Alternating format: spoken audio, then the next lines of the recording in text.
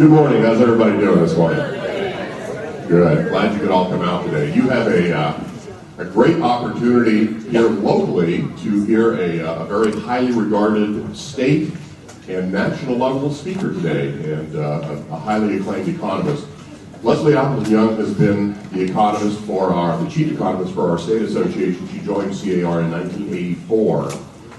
Prior to that, she also did some work as a professor for the University of Pennsylvania, and she worked for the Federal Reserve Bank in Pittsburgh for a number of years as an analyst prior to that. So her economic credentials are very, very strong. We always enjoy listening to her when we go to state meetings. She provides economic updates for us, but she doesn't get down here as often as we'd like. So this is really a rare opportunity for you all to benefit from this. And one of the other things is, I always like to listen to economists as I travel around, and we have some local economists and so forth.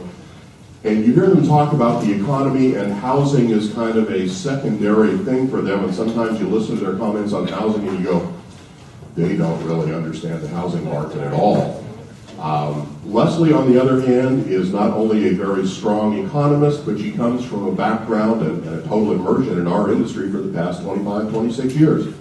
And so what you're going to hear today is not all necessarily great news, but it's the kind of news you need. It's the kind of information you need to be informed, and so that you can let your clients know what they should be anticipating.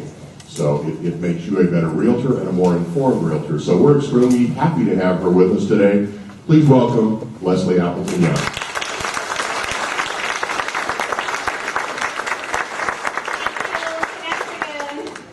I really want to thank Gene and Connie for the opportunity to redeem myself. And I know there's a few, I don't want to say old timers, but one of us, because this is the only association in the 27 years I've worked at SRCAR that I missed a speech because of traffic. Anyone remembers that? But Nancy was so sweet. I told her where I was. She said, Leslie, it's okay. We'll do something else. I'll dance. But just go home. And it's the only time that's happened. So when Gene invited me to come here, and then I did an event with some business leaders at 7:30 this morning, I thought, I have redeemed myself. Because I wasn't late, and I got to be here. So anyway, I'm delighted to be here. If you do have to go out and make a call or go to the restroom, now's a good time, because the first part of my speech is about the national economy, and I'm afraid it's not looking that great. So I'm going to get through that, and then we'll talk more local, and then I'll have some tips from SRCAR research about how to be effective in the marketplace. And I know some of you have heard me say this because I tend to say it a lot, but this is really true. There's more than enough transactions going on down here for everyone in this room to have a terrific year. So instead of looking at it like the economy is terrible, the market's not great, whatever, think of it as, I want to grow my market share of transactions in Murrieta this year, or in Temecula this year, or wherever it is, because there are people buying and selling real estate. And when we look at the data for California, this year, next year, just shy of 500,000 transactions. That's almost 1 million sides. So it is happening, and I know it's painful, but there's opportunity out there for people who are doing the work. So with that in mind, let's just get through the first part really fast. Not really fast, but one of the things I do with my staff, and I know you know Robert Kleinhen, some of you have heard Robert speak, and we've got 2 or 3 other analysts in our group, and we look at doing the forecast for the following year. We kind of say, okay, what happened in the last 12 months that were wild cards that we didn't expect, and what can we learn from that? And the problem with 2011 is that we had so many wild cards that really was part of the problem. And I heard an economist speak about a month ago, and he was talking about 2012, and he said, you know what? What we really need is about 4 or 5 months with no surprises. Because we've kind of been getting one body, I won't read all this, but one body blow after another. So it's been hard. And so you have an economy that's really, install speed, walking pneumonia. I mean, you hear all kinds of great phrases describing where we are. But when you look at the quarterly data for the last 5 quarters, you can see an economy that's just lost steam. And this isn't surprising. If you look back at 2009 and into 2010, there was a lot of money from the federal government being thrown into the economy. And part of it was housing specific, right? We had the federal tax credits. We even had some state tax credits. You had a number of, whatever, a lot of, programs that weren't very successful, but they were, I guess, trying. And then you had the Wall Street bailout and so on and so forth. So what happened last year is you kind of had the recovery baton was passed from the government sector to the private sector. And the problem is investors aren't really interested in mortgage-backed securities. If any of you have been following Bill Gross, who's been head of PIMCO, and he's been involved in a lot of the discussions about what to do with housing over the last couple of years.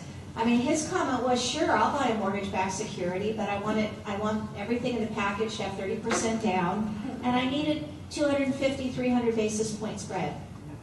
So that's the problem. If you look at the loans being originated today, over 90% of them are bought by Fannie Freddie or FHA.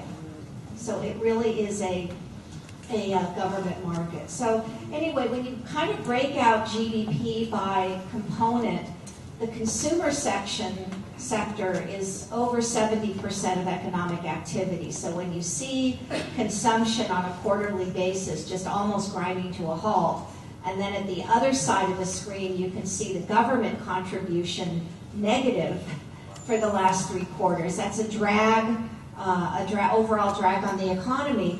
And one of the things we think about when we look at consumer spending is what's going on with consumers. And I guess the key word here is uncertainty, and uncertainty is always bad because you just freeze, right? You don't know what to do. And I was listening to Bloomberg Radio on my way down here in the middle of the night, early this morning. And there was a study that just came out that really talked about how people respond when there's a problem, but they know what it is, as opposed to when there's a problem and they don't really understand what's going on. And the former is always, better for positive decision making than the latter. And I think there's just a tremendous amount of confusion out there. And the private sector doesn't want to hire more workers until they're sure there's an adequate aggregate demand to pay for them. And consumers really don't want to take out their checkbook until they've got some more job security or they see some improvement in their equity position in their homes. And I think this is what the top headline is really alluding to. We have a reverse wealth effect going on. If you go back 5 or 6 years, what did everybody talk about at a cocktail party? Can you believe the value of my home? I'm the bee's knees, right? I'm just so wealthy. And now it's like working in the other direction. The data that came out today on the housing, job sector was, it was okay. I mean, it was 130,000 net new jobs, so that was positive. But the unemployment rate nationally is still 9.1% in September. The California unemployment rate's been running about 300 basis points higher. And here's the story. Here's a look at the actual change in the number of people, the number of jobs in terms of job losses and job creation since the beginning of 2008. So we've got, almost a 4-year history here. The bottom of the downturn was the end of 2008, beginning of 2009. And since then, the drops have gotten more moderate. And actually, if you look at the past year and a half, it's been more positive than negative. We've seen more job creation. We've seen net job creation. But of the 8.4 million jobs lost, we've only put back about 1.8 million. In California, of the 1.3 million jobs lost, we've only put back about 188,100. Do you see why I said this is a great cell phone opportunity? Because it's just like, oh my God, this is just crazy. Okay, here's a look at employment. I'm just spending a couple of extra slides on employment just because I think it really is the key. I think it is, it's the economy stupid, it's job stupid. I think this is really kind of the heart and the soul of the matter right now. So looking at California's construction sector, in 2005, 905,300 individuals were employed in that sector. In July of this year, it was 567,300. So that's a net loss of 338,000. In financial activity sector, which is us, right? Financial insurance and real estate, it was 923,000 in 05. It's 755,800. And then if you look right at the bottom in the government sector, that's off 40,000, and that is going to get larger as we move forward with all the budget difficulties. Here's a look at the Inland Empire. And the Inland Empire still isn't in positive category. I mean, the hemorrhaging is over, but we're still not seeing positive job creation. The unemployment rate is about 2.5% above what we're seeing for the statewide number. And, I'm often asked, okay, what's the real rate of unemployment? Well, it's a good question. The real rate of unemployment, if you include discouraged workers and people that are underemployed, is more like 16% instead of 9%. And if you look at individual categories like single female head of households, white males over 55, African American teenagers, those numbers are all much, much higher. So there's a lot of pain. When I look at Riverside County, look at new home sales. This is the story of jobs, right? This is, looking at 02, 03, 04, 05, new home sales. A lot of construction going on, 4,000 or 5,000 units being sold a month. Here we are at 653. Consumer confidence. So this is a monthly survey done by the Conference Board asking households about their current situation and how they see their future. We're up from the bottom, which happened in the beginning of 09.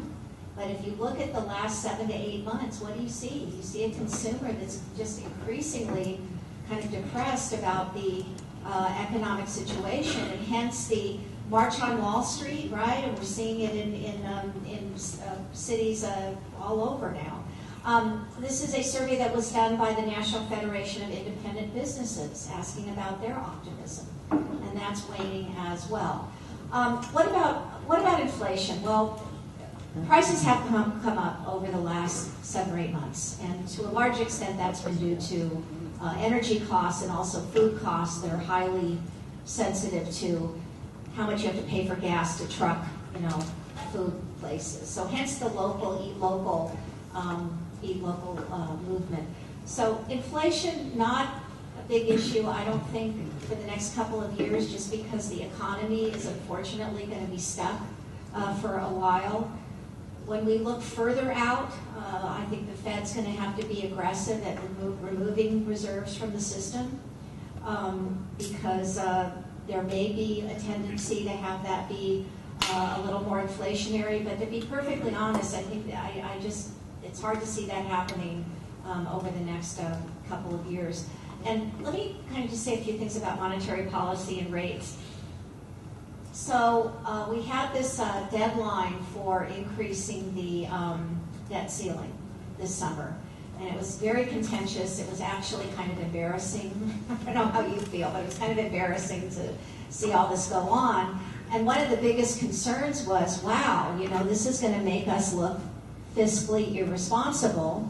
And Standard & Poor's thought so. And so on August 5th, they downgraded U.S. long-term debt for the first time in 70 years. We were downgraded.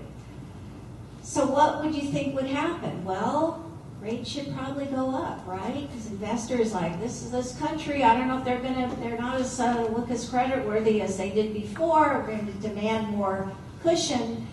And what's really odd is just the opposite happened, because there was a flight to safety, right? And the rest of the Standard & Poor's may have downgraded U.S. debt, but investors didn't, and they really kind of rushed into treasuries. And so what do we have today? We have mortgage rates that are at or near historic all-time lows. I mean, to have the 30-year fixed below 4%, wow. Honestly, a year ago, we're looking at the expiration of the high-cost loan limit, so everything's been kind of adjusted down throughout the state, and then this happens. It was like I felt no hesitancy in saying, this low-rate environment isn't going to last forever, and it won't, but it's lasting a long time and getting a lot lower, and again, that's great, but it's reflecting the weakness in the economy and the financial turmoil overseas.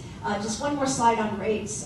The red line is the Fed funds rate, and you can see that the target Fed funds rate, so that's the overnight rate that banks have to pay to borrow money to meet their reserve requirements, has been at or near zero for the last 3 years. And yet the spread between mortgage rates and the Fed funds rate remains elevated, and that's a reflection of investor reluctance to invest in mortgages, right? It's all Fannie, Freddie, and FHA right now. There's been, I think, one issuance, right, in the last 2 years. The fiscal policy side, I mean, we all kind of saw this coming. The deficit is the highest in decades. Why is it the highest in decades? Well, we threw a lot of money at the economy to avoid a financial collapse. We had the Bush tax cuts that were then extended. We're fighting a couple of wars overseas, and we have a system where entitlements are eating us alive. And that's the truth. And so what that means is, I'm going to go out on a limb here and say, that if we're ever going to deal with this issue, and I'm here as a nonpartisan CAR person, and let me just kind of explain what that means. We are a trade union.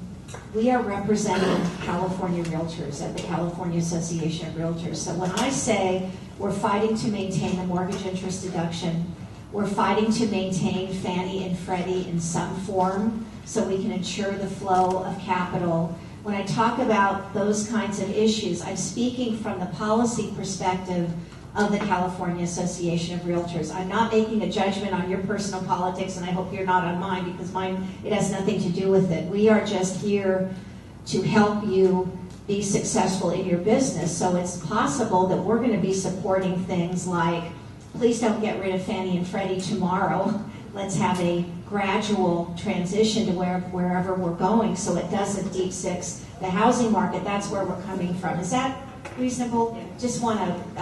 I gave a speech about 3 or 4 months ago and said that the Tea Party was not too accepting of the fact that a slower workout of Fannie and Freddie might be better for the housing market. Like that wasn't, and I really got somewhat upset with me. And I thought, that's not what I meant to know. I'm just kind of saying that's kind of who we are. So now we have a situation where Obama is proposing, because there's a lot of concern about a double dip.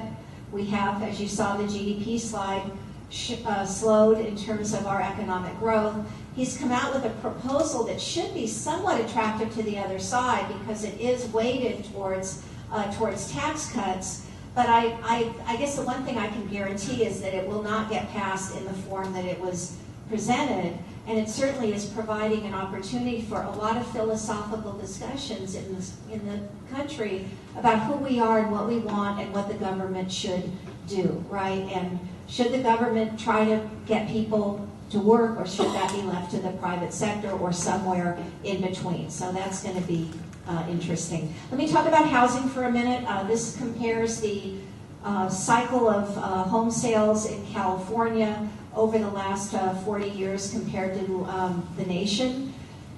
And California went down sooner, deeper. We recovered faster. We're just kind of in this cycle, we are kind of the outlier in terms of just being a much more kind of forceful changes in our cycle. And my tip is use the National Association of Realtors press releases, or CAR's press releases, or even your association's press releases to say, This aggregate data is very interesting, client. I know, send it to your farm. I know you saw the headlines, but let me tell you what's going on here. And then show the local data. And it's always an opportunity to kind of compare and contrast. Here's a look at the median home price. The thing that always grabs me about this slide is 1970. The difference between the California median home price and the national median home price was $400. Now back then, $400 was $400, but it's still, the spread is much bigger. Housing affordability, this is a metric that says what percentage of the households could afford to buy the median home price, and you can see just a huge run up again, prices dropping dramatically, rates going down as well. I mentioned the wealth effect in terms of consumers who had mortgages and were underwater. Currently, this is data from CoreLogic.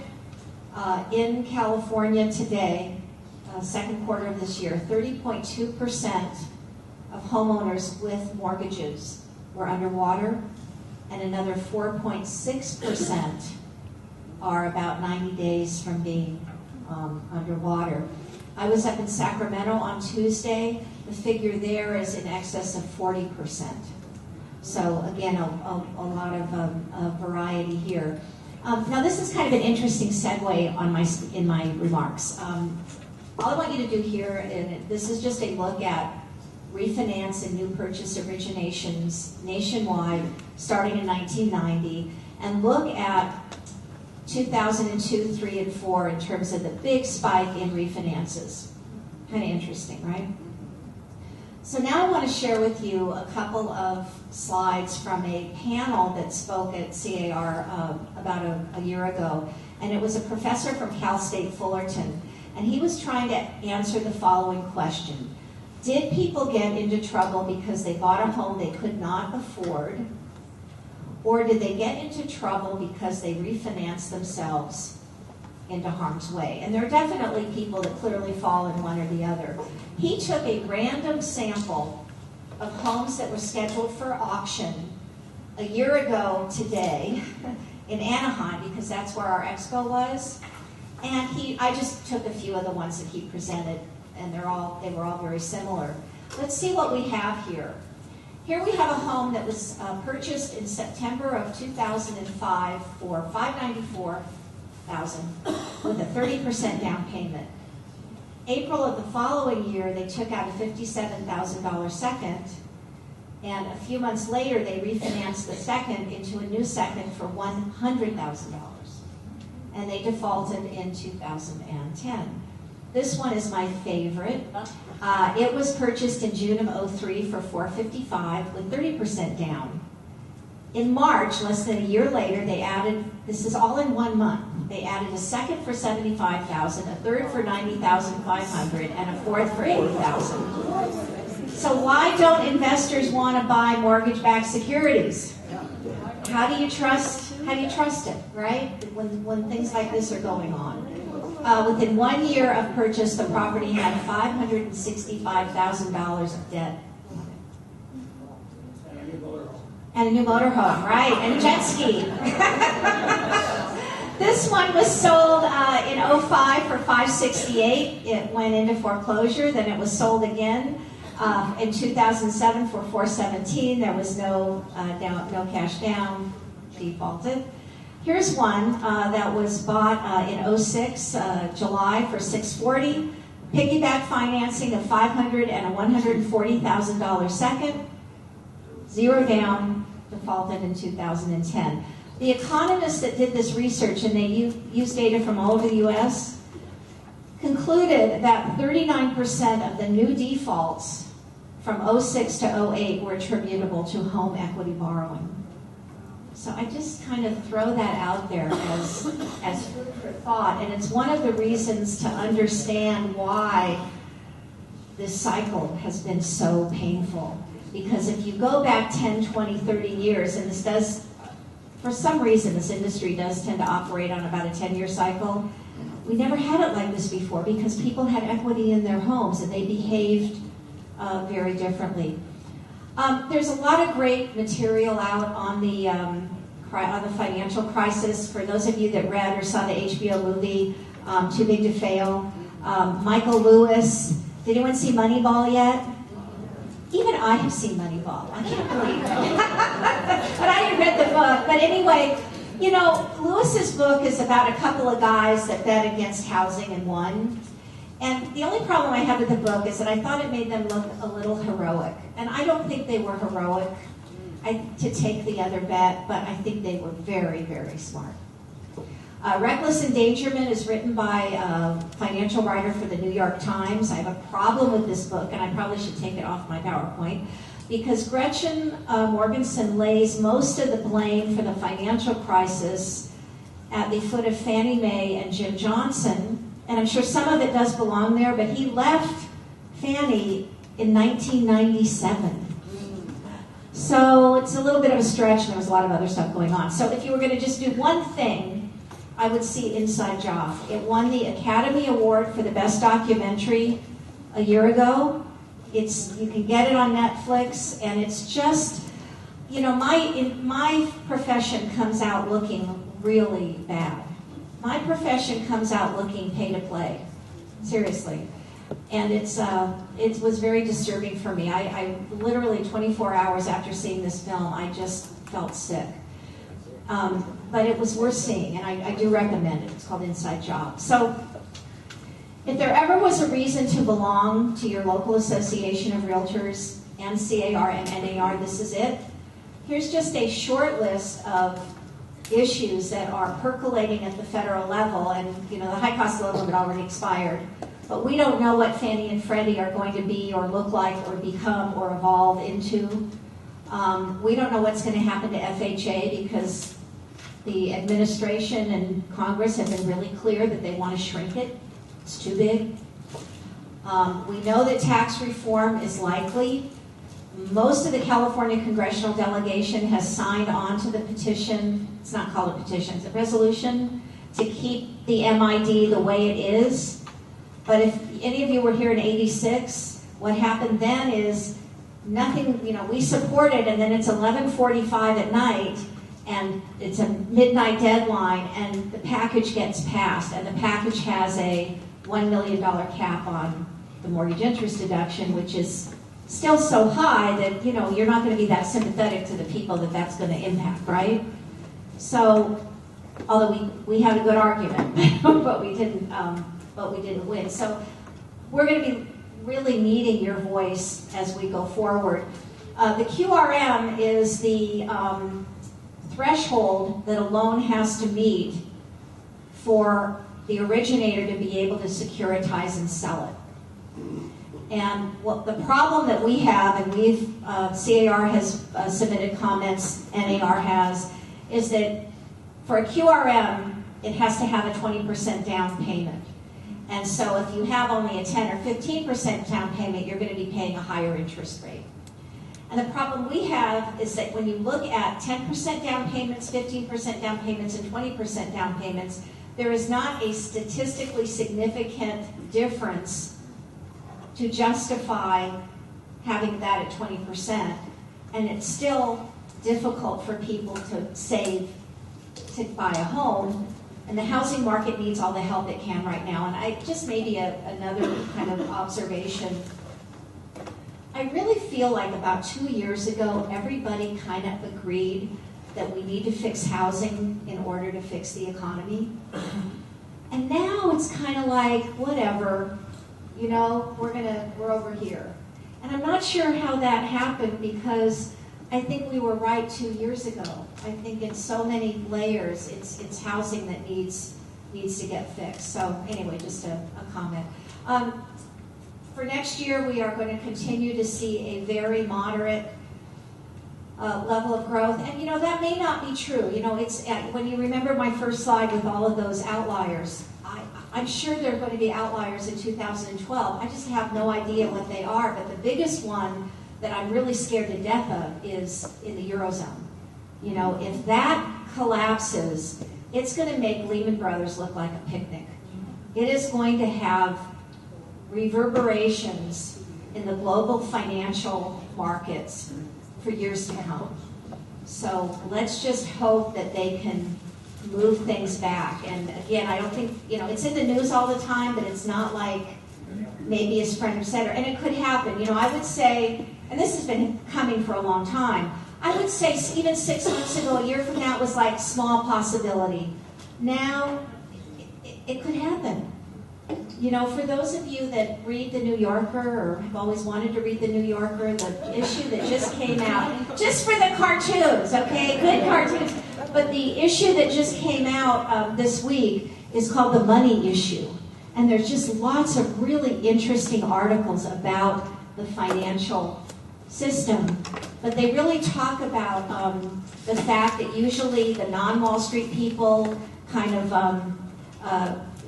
think Wall Street's crazy and Wall Street kind of accepts all this stuff. But 3 years ago, it was the Wall Street people that were saying this is really bad, and it's happening again with the Eurozone. So just a kind of heads up to follow that. And what about the California economic outlook? Well, it's really mirroring what we're seeing nationally. And I do want to say there's a lot of uniqueness throughout the state. The hottest economy in California right now is in Silicon Valley. Because you've got, Facebook, Google, Apple, all that going on up there. The weaker areas are in the Central Valley, where you just don't have the kind of brain power to attract, biotech and all this kind of stuff. Agriculture is actually doing quite well. I was in Visalia a week ago and heard a lot about what was going on in terms of farmland and so on. That's doing really well, but again, a lot of disparity as you go across the state. Okay, let's switch gears and look at California housing market. We're a very cyclical business. If there's any newer agents here, we go up and we go down. And that's why it's very important to kind of run your business as a business, because it's going to have ebbs and flows. This cycle has been very, very different because we've seen in 2 years almost a 59% drop in the median home price. And I know here it was upwards of 70% drop. In some other areas it may have been a little bit less, but in general it was very, very steep and sharp. Let me just compare and contrast it with the late 70s. During that downturn, it took 5 years for the market to contract peak to trough in terms of sales. The statewide median home price didn't go down. Now, some regionals, communities, absolutely, but usually when you look at the statewide numbers, all the interesting stuff is kind of averaged out. Not this time. Not this time. It took only 3 years for the market to drop peak to trough. And as I just mentioned, prices plummeted because you had so many non-discretionary sellers. In past cycles, you had sellers with equity that just would wait it out if they didn't have to sell. This time, you had people that were in default and foreclosure and really had no choice. The dollar volume of sales is half what it was in 2005, right? We're down about 50% in terms of the dollar volume of sales. How are we doing year to date in terms of transactions in 2011? Well, actually, it's not too bad. We're about flat with last year, about 0.4% down on a year-to-date basis. Now, as you kind of eyeball this chart, it's pretty interesting. If you look at 2002 to 05, that's the California housing boom.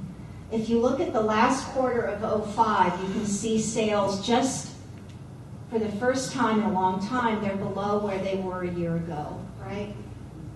The market bottomed in the fall of 07. 08 and 09, the market was on fire. It increased over 20% in both of those 2 years. In 2010, we had the tax credits in the first half of the year. Then we had 4 kind of lackluster months because the tax credits moved some transactions forward. And then we ended the year pretty strong, right?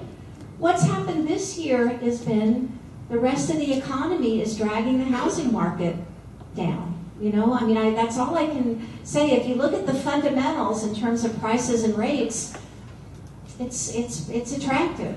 But when you look at the mindset of consumers and the fact that you've got 30% plus, depending on the area, underwater, that's a problem. The statewide median home price peaked in May of 07. It kept increasing as the market struggled. because the jumbo market kept doing really well. The high-end market was doing fine until you couldn't get a jumbo loan. So the story of this kind of recovery that we're in right now is really a lending story, right? It's really about borrowing money. The median price bottomed in January of 2009. It increased over 10% for each of 2009 and 2010, and then this year it's really been bouncing along that plateau a little bit under 300,000 statewide. Inventory is tight, right? Inventory is tight. We've got statewide a 5-month supply of homes on the market. I do have local data, so don't worry. That means that the current rate property is selling. We're done in 5 months. If you break it out by price category, under 300,000, you have a 4.6 month supply. Above $1 million, you have 9.6 month supply. And that's a very easy graph for you, or chart for you to duplicate for your farm. The data's on the MLS. It's just a ratio of listings to sales. And it's very helpful for clients to kind of understand where they fit, be they buyers or sellers. The purple line here is the $1 million or more. The green is the 300,000 and below. And you can see that as we went began the downturn, the inventory at the low end, where the subprime was, centered, peaked, and then the recovery took off. But the upper end was on a different cycle, right? Because it really wasn't people defaulting. It was, I can't get a loan. And that's when that started to happen. Rents in the Inland Empire are improving marginally, right? People lose their homes, they go into rental properties. The vacancy rates for apartments in the second quarter was about 6.2%. It had come down pretty dramatically beginning in 2008. Again, people have to live somewhere. And then let's talk about what our markets really look like.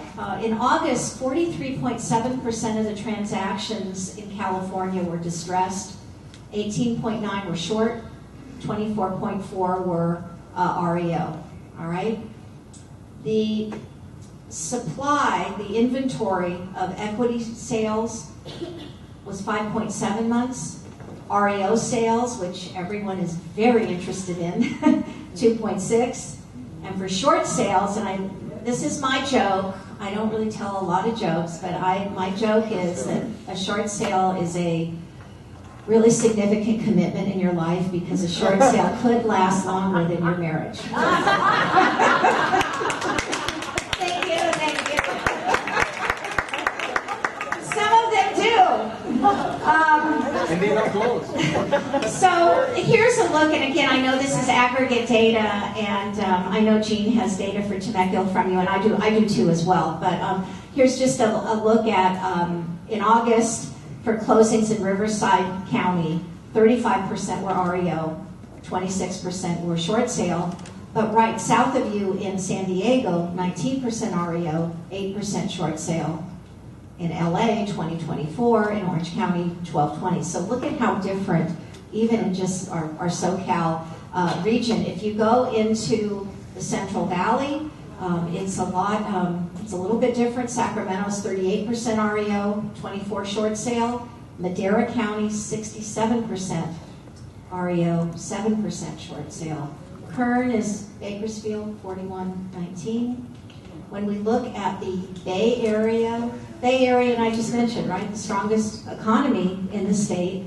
And part of it is the closer you get to the Bay, the less new construction there was. So that's really the other factor in trying to understand the market. You guys had a lot of great dirt down here, right, to build, and a lot of other parts of Riverside County as well. In the Bay Area, you didn't, except for Solano County. So in August, Solano County, 45% of the transactions were REO sales, 26 short sales.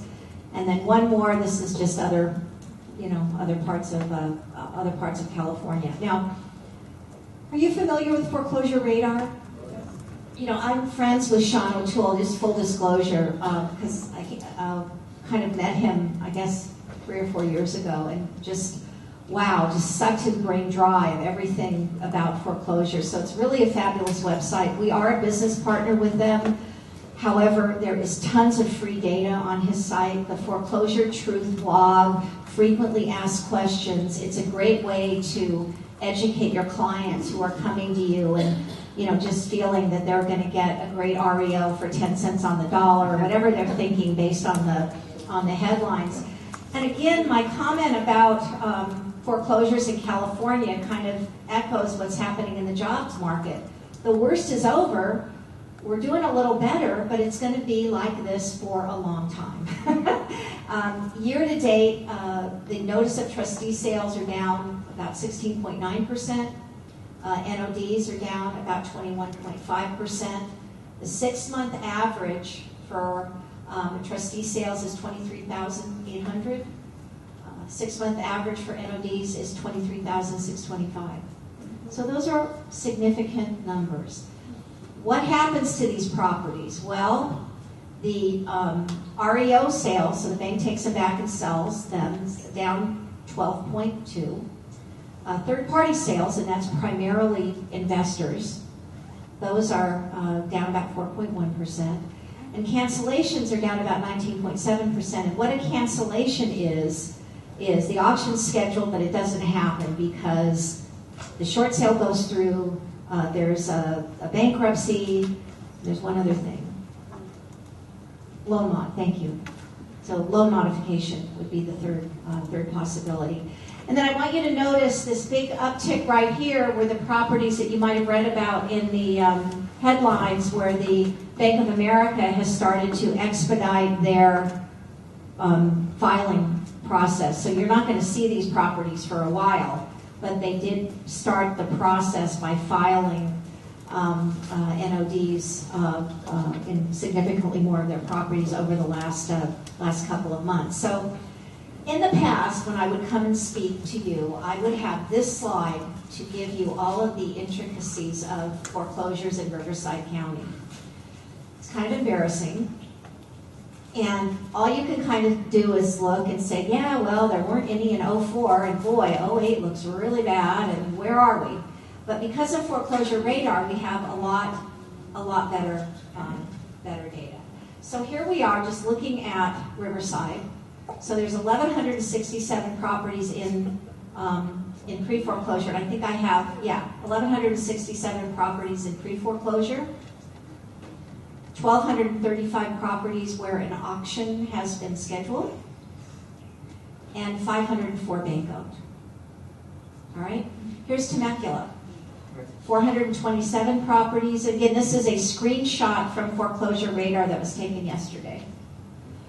427 properties in pre-foreclosure, auction set for 371, and 157 bank-owned properties. And Murrieta, there we are. 454 properties in pre-foreclosure, auction set for 463, and bank-owned 202. So let me say a few things. I'm not going to spend any time on Riverside County except to say year-to-date it's down 2.5%. This is a look at the county ebb and flow since 1989.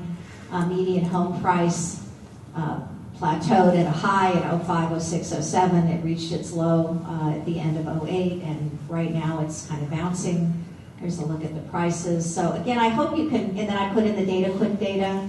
So the DataQuick is County Recorder's Office data, anything with a title transfer.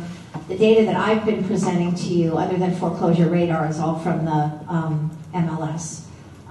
So I just want you to know that this is here if you want to look at city stuff. 4.4 unsold inventory, 757 units for sale, and 1.9 months of supply. So there's, it's a supply. I told B of A, bring it on. We're ready. Murrieta, 144 units closed escrow in September. And again, this data is not seasonally adjusted, and we typically get lower sales as we get into the fall. Median home price, $236,000. 904 units for sale, and 2.5 months. So I think the idea is to, again, I hope you'll download this presentation. I hope you can use the slides in your marketing presentations or in your blogs or whatever you do. It's info is not really good or bad. You just need to understand the sources and kind of let everybody deal with it, you know. Okay, I'm kind of winding down with just a few other interesting points to make. I hope it's interesting. We've done a survey at SRCAR for 34 years, before my time even. And what we do is we send out 15,000 surveys every June and ask you, the California realtor, about your last closed transaction. So look at this as a snapshot in time, June of every year, and let's just learn a little bit more about some of the nuances in the market. So in this sample, 59% of you said it was an equity sale. And next year, based on the conversation I had with Jean earlier, I'm going to find out how many of those were flips and how many weren't. 20% short sale and 20% REO. Here's kind of a crib sheet chart looking at various metrics depending on whether there was equity in the home, whether it was an REO sale, or whether it was a short sale. If you go down to days on the MLS, to my joke, 67 days for equity, 50 for REO, and 141 for short sale. So I rest my case. Multiple offers. The REO is primo, right? 58.3% of those had multiple offers. Short sale, 57.5. Equity sales a little bit lower, 35.2. Price per square foot, higher in the equity sales. And, you know, this is not a comparison of the same house in 3 different financial situations. So this is reflecting the fact that you've got more equity sales in higher priced coastal areas, right, when you're looking at the statewide data. So I'm not trying to overstretch my case here. Single most important reason for selling the property, 30% of the sellers said we were in distress. 21.8% of the sellers experienced a net cash loss when they sold. A net cash to seller, how much money sellers had on average at the close of escrow, increased from $35,000 last year to $75,000 this year. So that's good. But in 2005 it was $220,000. Median weeks on the MLS about 10.5. List to sale discount 3.9%. Multiple offers, average multiple offers about 3. Okay, this was my kind of big push this year. Kind of shocked me in 2010 when only 33% of the sellers were planning to repurchase. Because I'm not too worried about investor and first-time buyer demand for housing.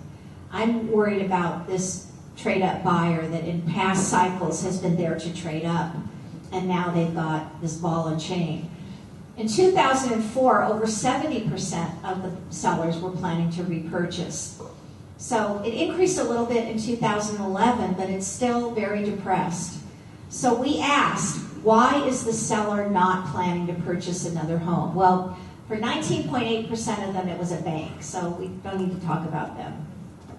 But look at these answers as kind of a kaleidoscope of the pain in the market. 11.4% said, I want a smaller financial obligation. 10.9% said, my credit is bad. So they probably, if they could get out from under that, they'd probably be interested. 5.7% said, I don't have cash for a down payment. 4.9% are out of work.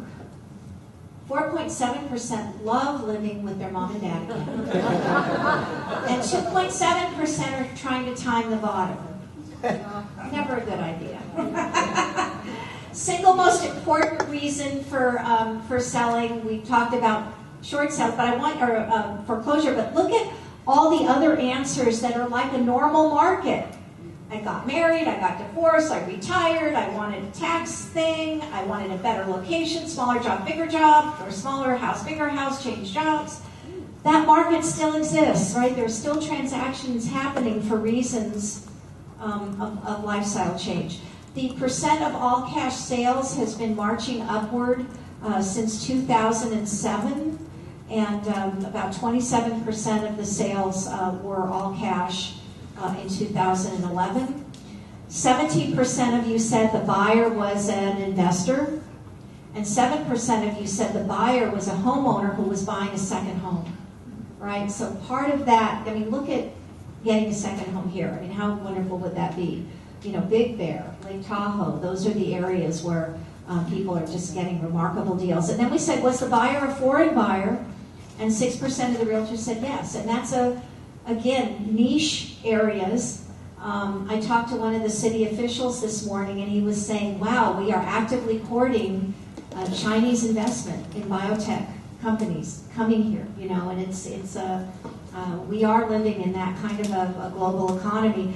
And then finally, one of the biggest signs of distress in the market was the fact that people were in their home 2 or 3 years and then they were not in their home anymore.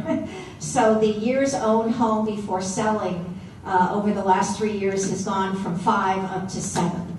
And I would say normal is about 9 years, 10 year in home, so we're getting back up there a little bit. So what's the forecast? Well, first of all, I'll give you my report card, which I would grade myself, I don't know, a B, maybe a B minus, I'm not sure. A year ago, we thought sales would be up a little bit this year. They weren't. They were down, or kind of flat, but down 0.1%. We thought we'd see about a 2% increase in prices. Instead, the median price was down 4.0%. So it's not a huge error, and it's all within the confidence interval, but it's not, I'd like to at least get the signs right.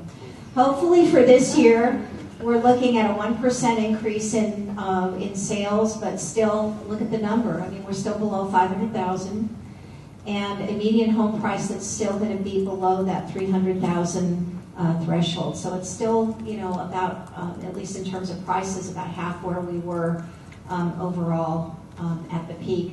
And I wouldn't, I'm really comfortable forecasting mortgage rates about 24 hours ahead. And then, I think that's where really the wild cards kind of come into play. There's no reason, if we were in control, i.e. the Fed, that you would see upward movement in rates as long as the economy is faltering, which it is. But we'll see what happens with the Eurozone and everything else, although honestly we still see that flight to safety, and it might send our rates even lower. It's certainly a possibility. So I'm almost done. This is a really, really interesting slide, and I have, I think, a very important point to make. We are asking buyers and sellers, we do a seller survey every year and a buyer survey every year, and we're asking them, what do you think prices are going to do in your neighborhood? Well, sellers are saying down or flat, mostly down, right? They are underwater, want to get rid of this house, it's been really awful experience, prices aren't great. Look at the buyers. Look at, you've got my staff did this great slide, but I don't know what the numbers are, but that, the bottom here is flat. The biggest section is unsure, and then a little bit less than the flat are up. To me, that means, what are prices going to do in my neighborhood in the future? And the sellers are saying, I sold, I'm glad I'm out, they're going down, and the buyers are saying, I don't care. I got a great house, I have a fixed rate 30-year mortgage that I can live with, and I'm getting married, I'm having a baby, I'm doing this, I'm doing that, I got a new job, I am thrilled. So, isn't that kind of a great psychological, I just kind of looked at this for a long time, and I thought, wow, that's pretty, I thought it was profound. Anyway, in March, Fortune magazine did a whole series of articles, I think it's about 25 pages, on housing and why housing is such a good investment. It's a great article to send to clients to read. In fact, I'm going to send it to Jean. I have a PDF and I have a Word document of it because when I spoke in Sacramento, someone asked for it. Just really great information to share. And forget stocks. Don't bet on gold. I thought the don't forget stocks was certainly correct. The Pew Research Center did a survey earlier this year of households in the United States related to housing. 8 in 10 agreed buying a home is the best investment one can make. I'm not making this up, they don't work for us, 8 in 10 renters would like to buy in the future. So again, there's a lot of really thorough, fabulous economists who are on the opinion pages saying, 20 years ago, if you purchased this stock portfolio, you would be much better off today than buying a house, or 5 years ago or 10 years ago. And you know what? They're right. You know what the problem is? You can't live in a stock, right? So you've got to live somewhere. My final slide is just to share with you the books that our Strategic Planning Committee has read at CAR. And I know some local associations have started their own book club. When people say, I don't know if you've ever heard this, have you ever heard Realtors Don't Read? I always say au contraire, because I have people tracking me down for the strat planning book list.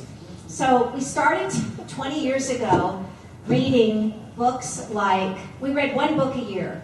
And our first book was Sacred Cows Make the Best Burgers. And then we read If It Ain't Broke, Break It. So we were really trying to like shake people up and say, whoa, it's a new era. Internet, you know, it's going to be different.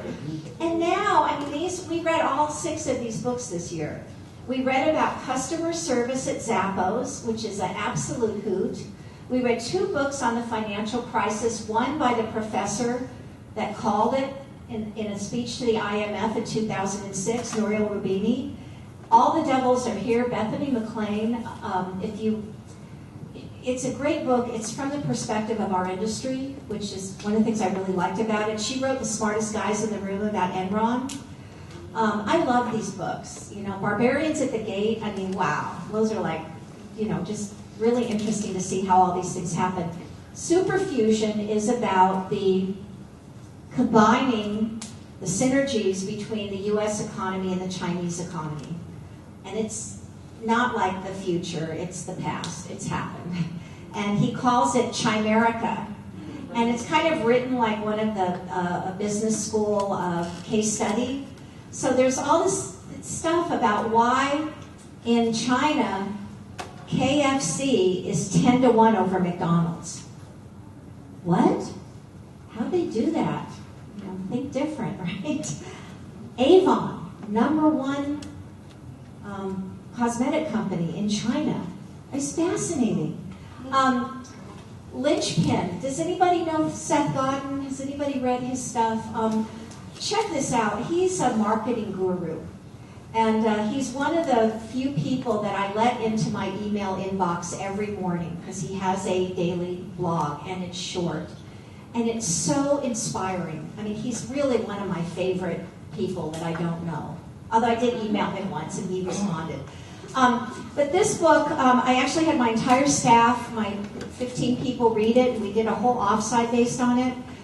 Because there's a great quote in the book, and it's this: there are no good jobs left where someone tells you what to do. Now, I always feel weird quoting that in front of you, because welcome to your world, right? But for a lot of people, it's like, wake up. And what is relevant to all of you is it's hard to do. You know, I have been around a long time, and I have sat through so many top producer panels where the top producers come up in front of a group and tell what they do. And except for this one agent in Silicon Valley that I've had very, very long telephone conversations with, I've never known a top producer to be unwilling to do that. It's the secret sauce is not in telling you what to do.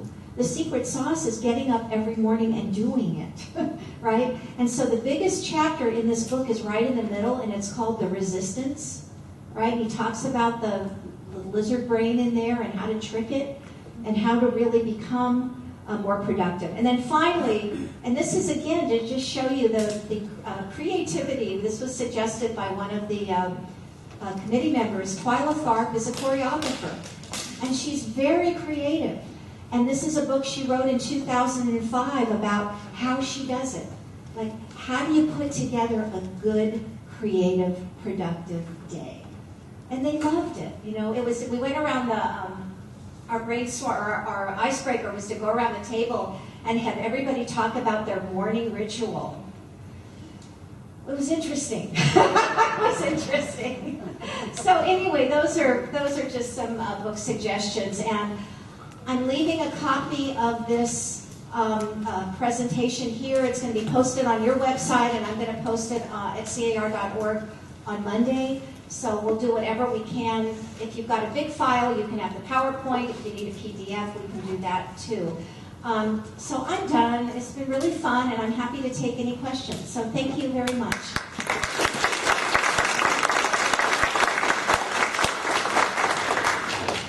Any questions?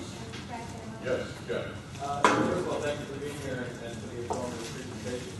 You mentioned early on in your presentation when someone was making a phone call that the unemployment rate in the Empire is 14.7%, the last numbers. Here locally in your area is 9.9% of 10.1. Obviously, the high, but we're better than the balance of the region. Right.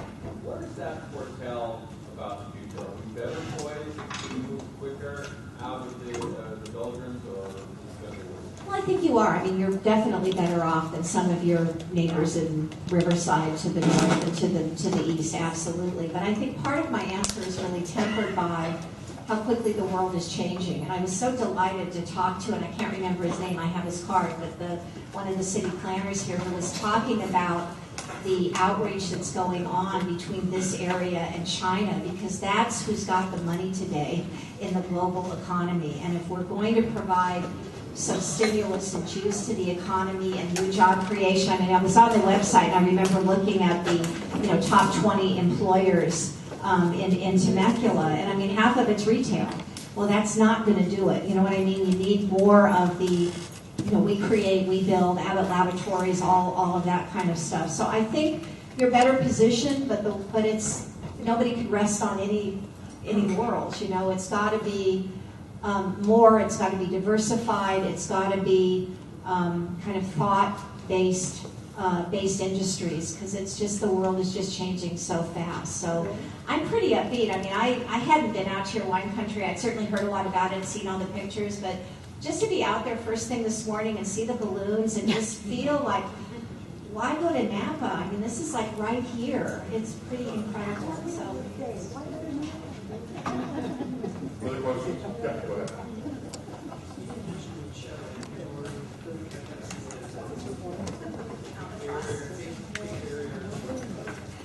Yeah, I didn't call it shadow inventory, but that's really what the underwater homeowner percentage is, and it's 30 to 35% for the state, and it's higher in some areas and lower in others. And some of that will eventually make its way into the inventory of foreclosed properties for sale, and it is a huge overhang for what it is in terms of processing that, but also in terms of the psychology of the homeowners that are living in shadow inventory right now. And kind of a related issue that I think that you bring up, or I should comment on, is just this idea that lenders are holding back, and they're not filing.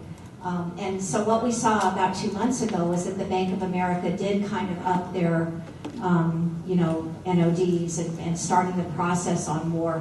But it's going to take time. For the last 3 years, I always seem to meet people that say, so they're going to dump everything on the market on this particular date. And my comment is, why would they do that? If you don't have mark-to-market, there's absolutely no incentive to take all those losses in one giant hit. So that's why I think shadow inventory is going to get worn down slowly over time, unless there's some big amnesty program or mark-to-market or something to really push it through. And it really is in the hands of the banks, how quickly they want to. But the stories of people living in homes 12, 18, 24 months or longer and not paying and still being there are still very common. So it's hard to know, Yeah, in the back? Yes, Standard & Poor's downgraded the United States. How about Moody's and Frisk? Because they all agreed that the mortgages were AAA. I'm sorry, you said Standard & Poor's downgraded U.S. debt. That Moody's and Frisk also downgraded? No, just Standard & Poor's was the only one. I was just going to say, because they agreed about the mortgages all being AAA. I'm just wondering if they did things in unison that way. They're not acting in unison now. Yeah, maybe they've learned their lesson. And Standard & Poor's, I don't know. I mean, they certainly weren't in line with how investors see the situation. But again, it's kind of part of what the Tea Party's doing and others. You know, really putting a spotlight on the fact that we can't keep living like this. And when you look at the numbers, for example, for regional, local governments, county governments for their pension obligations, I mean, that's going to be a really bloody fight, but we can't afford it. You know, and the public sector, I mean, the private sector doesn't look like that anymore. Look what the auto workers had to go through. It's a whole new era. So it's really going to be trying times to set the new ground rules. It's very daunting. Yeah, both political parties are now talking about tax reform and closing the loophole. It's a very popular agenda on everybody's mind now. And let's assume that in 2012, some of this stuff does become enacted. Will some of that stuff actually affect the real estate market, because those are the tax loopholes and the things that people talk about closing? I mean, Absolutely. I mean, you get rid of the mortgage interest deduction, and I know we did a paper at SRCAR, but I don't have the numbers outside of my head. I'd be happy to send it to you. But yeah, anything that you do that makes it more expensive to own a home is going to impact the market negatively. I mean, that's really all there is to it. And as I noted earlier, I don't think they're going to single real estate out, but we're likely to see major tax reform. I don't think you're going to see it in 2012 as an election year.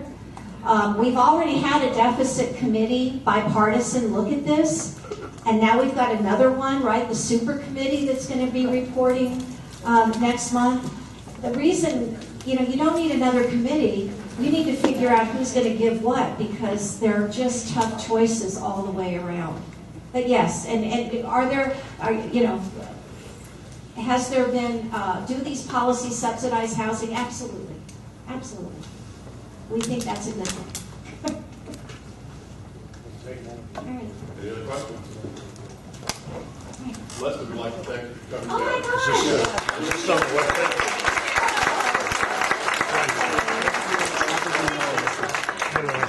Absolutely. Come back and see us. Next time we'll take you out to one of the wineries where you don't have to speak. You can just sit down. There you go.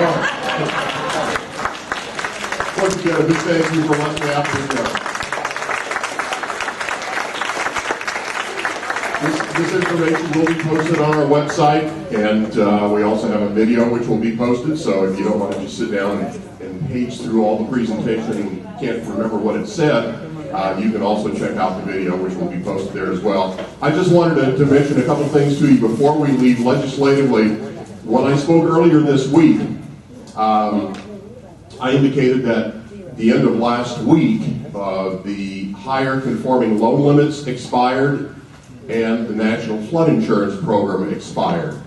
The National Flood Insurance Program actually was attached to a continuing resolution which was passed late Tuesday. The continuing resolution that allows our country to keep running and funding itself until the middle of November, so we've got another month and a half before we're back in this battle again. But the National Flood Insurance Program did continue, so that's certainly good news for about 90 closings a day in the state of California, about 1,300 nationwide. That impacts folks in floodplains here in Temecula, Murrieta, Lake Elsinore, certainly in Canyon Lake, all along the coastal areas. It was a real big deal because these folks couldn't get insurance any other way. So the National Flood Insurance Program is still in place. That's very good news. The higher conforming loan limits did expire, and that's not so very good news. It's not, it's not an immediate ding to us, but as Leslie indicated, the part of our market which is really suffering is that mid-range of the market. The upper end is still dead, but at least we were getting some movement in that middle market, the $400,000 to $600,000 range. We're starting to see a little spark of life there. Our loan limits in Riverside County reduced from $500,000 down to $325,000. So that just took out that whole mid-range right there. And you say, well, it's not a big deal. I think the Californian wrote that it's only 4.9% of our market last year, which is accurate as to what it does cover. But the fact of the matter is, Temecula's market for single-family homes last month, the last couple months actually, has been hovering around $300,000. So we're not far off of that $325,000 threshold. And again, it's that middle part of the move-up market that's really going to take a hit from the reduced conforming loan limits, because now anybody going for a higher-end loan, any property over 325, is going to have to pay higher closing fees. They're going to have to pay points. They're going to have to pay a higher interest rate. So it's definitely a ding on our market, and we really didn't need that right now, but that's the way it is. So we'll see what happens when Congress takes that back up. So anyway, again, we thank you all for coming out today, and please check into the website, because this information will all be available. You can take it, use it for your clients. You actually sound like you know what you're talking about. That's a wonderful thing. Thanks again.